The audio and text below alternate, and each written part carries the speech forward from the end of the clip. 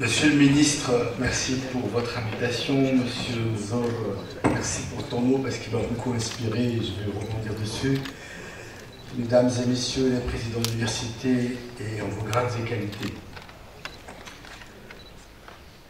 Il y a une dizaine d'années, il y avait une idée qui avait émergé, qui était autour de la problématique des Marocains qui vivaient à l'étranger et qui souhaitaient revenir au Maroc, soit pour travailler, soit pour investir. Et modestement, j'étais un peu le porte-drapeau et on venait me voir. Et on me disait, on a essayé, on veut repartir, ça ne marche pas. Et Simzo l'a évoqué tout à l'heure, le pourquoi ça ne marche pas. 10 ans après, donc il y a le mois de décembre l'année dernière, avec les amis qui sommes issus, qui sont tous des binationaux, on s'est dit, mais qu'est-ce qu'on peut faire? En ayant aussi discuté plusieurs fois avec ces amis qui a évoqué un certain nombre de sujets tout à l'heure, on s'est dit qu'il faudra relancer le projet de la Maison des Diasporas. Parce qu'il a émergé il y a 10 ans.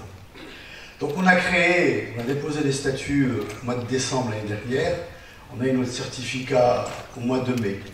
Ça c'est pour vous dire qu'on n'est pas des opportunistes et qu'on avait prévu le coup il y a quelques temps. Mais le plus important, c'est pas ça. Le plus important, c'est que Sa Majesté, le 20 août, a donné un coup d'accélérateur et de booster juste incroyable. Je dis bien incroyable. Mais en même temps, il faut rappeler que Sa Majesté, dès son accession au trône, a déclaré sa flamme à la diaspora. Et que ce n'est pas à nouveau. Et la question, comme l'a encore redit Simzo, waouh, mais c'est pourquoi ça ne le fait pas? Ben, c'est très simple. Ça ne le fait pas parce que je pense que loin des yeux, loin du cœur. Et aujourd'hui, la Maison de la Diaspora a vocation à mettre du cœur dans tout ça, à recréer le lien qui s'est distendu.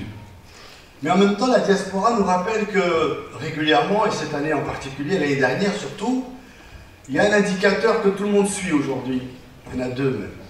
Le premier, c'est le transfert. 93 milliards l'année dernière. Waouh, la grande surprise. Mais aujourd'hui, les transferts vont continuer à augmenter. Sauf qu'il faut qu'on bouge pour qu'ils ne diminuent pas. Et pour pas qu'ils ne diminuent, c'est le lien. Et l'objectif de la Maison de la Diaspora, à travers le projet de Sa Majesté, pour lequel il faut qu'on soit tous alignés. Qu'est-ce qu'il nous dit le 20 août? Il nous dit qu'il faut réinventer une doctrine nouvelle pour adresser la question de la diaspora. C'est-à-dire réinventer quelque chose qu'on n'a pas encore fait, en capitalisant sur tout ce qui a été fait, sans le critiquer, parce que ça a été fait. Sauf que le monde a changé. La diaspora a changé, comme le rappelait le président Yazami. Elle s'est féminisée, elle est devenue plus compétente, plus éduquée.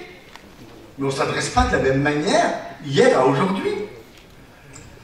J'en ai fait des trajets comme beaucoup d'entre vous, avec la 404 Peugeot, Algeciras, 4 jours d'attente, dormir sous la voiture. C'est plus la même chose. Et donc cette maison s'est fixé 4 objectifs. Le premier, c'est d'être ce réceptacle d'accueil pour justement créer le lien de confiance. Parce que sans confiance, il n'y a pas d'investissement. Et l'investissement est nécessaire pour notre pays aujourd'hui. Simzo l'a rappelé, sans vouloir faire de la flagornerie, on a des problèmes. Mais on est quand même dans une dynamique juste incroyable où on est jalousé par l'ensemble de nos voisins, et c'est tant mieux. Et en même temps, il faut qu'on reste vigilant. Parce que si on n'installe pas cette confiance avec la diaspora qui nous regarde et qui nous écoute et celle qui est dans la salle, ça va être assez compliqué de lui dire « viens ». Et la Maison de la Diaspora s'est fixé 4 ambitions. La première, comme je le disais, c'est être ce réceptacle pour accueillir, que ce soit des investisseurs ou des gens qui veulent tenter une expérience au Maroc, dont on a besoin. Et on a beaucoup. La deuxième, c'est de contribuer à l'élaboration et à la structuration de ce réseau de talent mondial par verticale. La première verticale, c'est celle à laquelle nous invite Monsieur le ministre Mellaoui aujourd'hui, autour du monde de l'éducation et de l'enseignement, qui est un outil très puissant, et je tiens aussi à le féliciter pour le travail qu'il a fait, sur la base de la réussite qu'il avait déjà eue à Marrakech et ailleurs, à savoir l'intelligence collective, comment on co-construit avec les gens. Et le monde d'aujourd'hui est un monde de co-construction. Le monde VUCA dont on parle aujourd'hui, c'est l'horizontalité et non plus la verticalité qui prévaut, ni dans l'entreprise, ni dans le monde éducatif, ni ailleurs. Donc ce deuxième pilier ou ce deuxième objectif qui est de structurer ce réseau sur lequel on va s'appuyer sur un certain nombre d'abord d'outils digitaux puissants, et grâce à la technologie qui est un des piliers de Simelaoui dans sa stratégie, nous allons pouvoir contribuer et être dans l'écosystème. Nous n'avons pas vocation à être à côté ou derrière, nous sommes dans un écosystème qui contribue à la même vision qui est celle de Sa Majesté autour d'adresser une autre approche avec le talent de la diaspora. Troisième idée, le lien, c'est de promouvoir ce qui se vit au Maroc. C'est ce que disait Cyril tout à l'heure. Le Maroc est en pleine ébullition, il faut le montrer, il faut le dire, sans se raconter d'histoire. Sans se raconter d'histoire. Nous avons des faiblesses et on va les traiter. Parce que si on ne nomme pas les problèmes, on ne peut pas les traiter. Et donc aujourd'hui, ce troisième pilier, c'est de promouvoir tout ce qui se fait dans notre pays et donner justement l'ouverture aux opportunités à la banque de projets qui peuvent être déployés au sein du Maroc. Et le quatrième, nous voulons aussi faire partie des plaidoyers à faire pour contribuer à une meilleure vie de la diaspora. Et donc nous voulons avec nos partenaires, et en particulier mon ami Denis et ses amis, faire des études pour continuer à comprendre comment fonctionne la diaspora. Nous sommes bientôt la 6e génération qui ne pense plus comme moi, ou comme la 5e, ou comme la 4e, ou comme la 3e génération. Donc on a besoin de ces insights. Mais ça veut dire qu'il faut aller vers la diaspora, l'écouter, l'entendre, et surtout mettre en place de manière pragmatique les choses.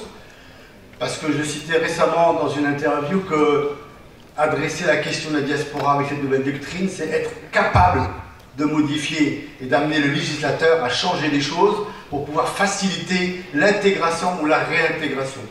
Donc en un mot, mesdames et messieurs, la maison de la diaspora aujourd'hui est un élément supplémentaire dans l'écosystème qui veut contribuer à ce que le cœur et les tripes s'installent pour pouvoir donner confiance à la diaspora pour qu'elle aime davantage son pays.